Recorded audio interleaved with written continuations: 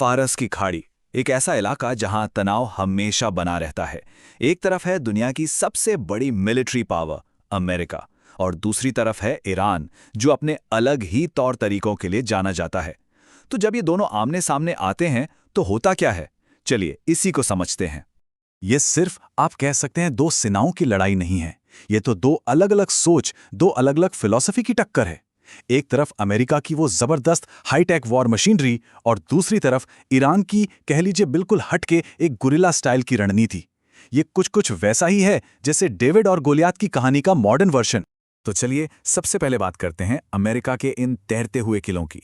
नाम है इनके यूएसएस वास्प और यूएसएस त्रिपुली। लेकिन ये सिर्फ नाम नहीं है, ये समंदर पर चलते फिरते शहर हैं जो पूरी तरह से जंग के लिए तैयार हैं।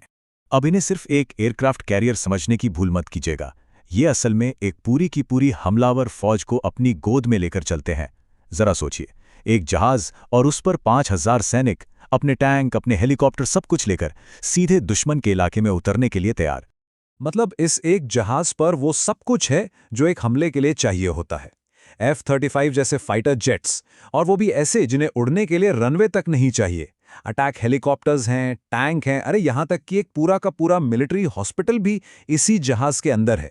सही मायनों में ये समंदर पर एक सेल्फ सफिशिएंट वॉर मशीन है।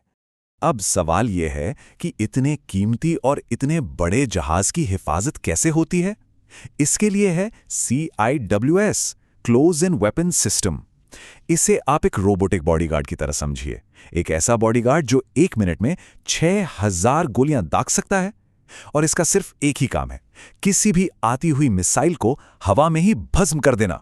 तो एक तरफ तो है अमेरिका की ये जबरदस्त ताकत, लेकिन सवाल ये उठता है कि ईरान इसका मुकाबला करेगा कैसे?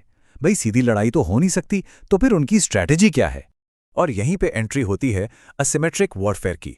इसका सीधा सा मतलब है जब एक कमजोर साइड अपनी ताकत से नहीं बल्कि अपनी अकल से एक बहुत ताकतवर दुश्मन को टक्कर देता है।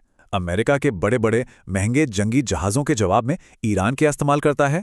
छोटी, बहुत तेज चलने वाली नावें, हजारों की तादाद में ड्रोन और सबसे बढ़कर अपने इलाके का फायदा उठाना। और ईरान का जवाब वो भी बिल्कुल साफ है, कोई लाग लपेट नहीं। उनका मैसेज है, नर्क में आपका स्वागत है, हम आपको यहां नर्क दिखाएंगे। ये दिखाता है कि वो पीछे हटने वालों में से नहीं है। तो उनकी स्ट्रैटेजी है क्या? दुश्मन को हर तरफ से उलझा दो, परेशान कर दो। इसके लिए वो इस्तेमाल करते हैं मिसाइलों से लैस छोटी छोटी नावों का एक झुंड, जिसे मच्छर बेड़ा भी कहते हैं। मतलब जैसे मच्छर परेशान करते हैं वैसे ही ये नावें, और इसके साथ साथ ड्रोन और मिसाइलों की बारिश कर देते हैं।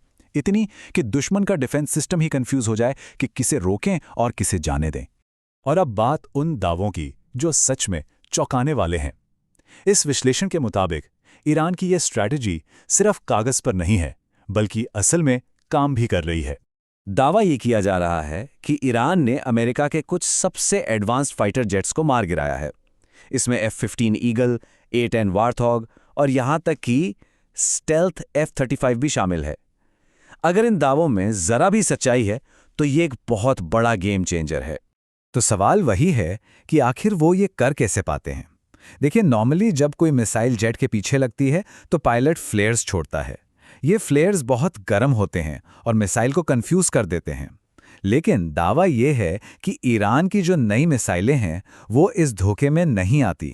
वो फ्लेयर की छोटी गर्मी और जेट इंजन की बड़ी गर्मी में फर्क कर सकती हैं और सीधा अपने असली टारगेट को जाकर हिट करती हैं। और कहानी यही खत्म नहीं होती। एक और बहुत बड़ा दावा किया गया है सऊदी अरब के एक एयरबेस पर खड़े अमरीकी AWAS जासूसी विमान को तबाह करने का। अब ये AWAS प्लेन अमेरिकी सेना की आंखें और कान माने जाते हैं। तो अगर किसी ने इसे जमीन पर ही तबाह कर दिया, इसका मतलब है कि हमला करने वालों के पास एकदम पक्की सटीक इंटेलिजेंस थी। तो ये लड़ाई सिर्फ ईरान और अमेरिका की जमीन या आसमान तक ही सीमित नहीं है। इसका असर पूरी दुनिया पर पड़ने वाला है, क्योंकि अब ये जंग एक बड़े मैदान में फैल रही है। ईरान का सबसे बड़ा हथियार क्या है? उसकी लोकेशन। वो हुर्मुज़ जलडमरू मध्य जैसे दुनिया के सबसे जरूरी समुद्री रास्तों पर बैठा है। ये वो रास्ते हैं जहां से दुनिया का बहुत सारा व्यापार होता है, और अगर ईरान इन रास्तों को बंद कर दे तो ये पूरी दुनिया की इकोनॉमी का गला घूंटने जैसा होगा। और देखिए, अगर यहां पर टेंशन बढ़ती है तो इसका असर सिर्फ तेल की कीमतों तक नहीं रुकेगा, इसका असर हम सब पर पड़ेगा। ये एक ऐसी चिंगारी है जो पूरी दुनिया में आग लगा सकती है। इसे ऐसे समझिए, दुनिया का करीब 20% कच्चा तेल इसी एक पतले से समुद्री रास्ते स्ट्रेट ऑफ हॉर्मुज से होकर गुजरता है। अब अगर ये रास्ता बंद हो गया तो आप अंदाज़ा लगा सकते हैं कि पेट्रोल डीजल की कीमतें कहाँ जाएंगी। सीधा असर हम सबकी जेब पर। लेकिन तेल ही नहीं, ईरान के पास एक और हथियार है, और वो है पानी। सऊदी अरब, यूएई जैसे खाड़ी के देश पीने के पानी के लिए समुंदर के पानी को साफ करने वाले कुछ गिने चुने प्लांट्स पर ही निर्भर हैं, और ये सारे प्लांट्स ईरान की मिसाइलों की रेंज में आते हैं। सोचिए, अगर इन पर हमला हो गया तो लाखों लोगों के सामने पीने के पानी का संकट खड़ा हो जाएगा। और फिर आता है सबसे बड़ा खतरा, जिसके बारे में सोच के भी डर लगता है। यह एनालिसिस चेतावनी देता है कि अगर ये लड़ाई किसी तरह रुक भी गई तो ईरान, रूस, चीन और नॉर्थ कोरिया की मदद से सिर्फ 6 महीने के अंदर न्यूक्लियर बम बना सकता है। और अगर ऐसा हुआ तो ये पूरे मिडिल ईस्ट में एटमी हथियारों की एक ऐसी खतरनाक रेस शुरू कर देगा जिसे कोई नहीं रोक पाएगा। तो आखिर में सवाल बस एक ही बचता है। आज की दुनिया में जहां सब कुछ एक दूसरे से इतना जुड़ा हुआ है, क्या कोई भी बड़ी लड़ाई सच में लोकल रह सकती है? फारस की खाड़ी में उठने वाली एक छोटी सी लहर भी पूरी दुनिया के किनारों से टकराने का दम रखती है। चाहे वो एनर्जी हो, व्यापार हो या फिर दुनिया की शांति, सब कुछ दांव पर लगा है।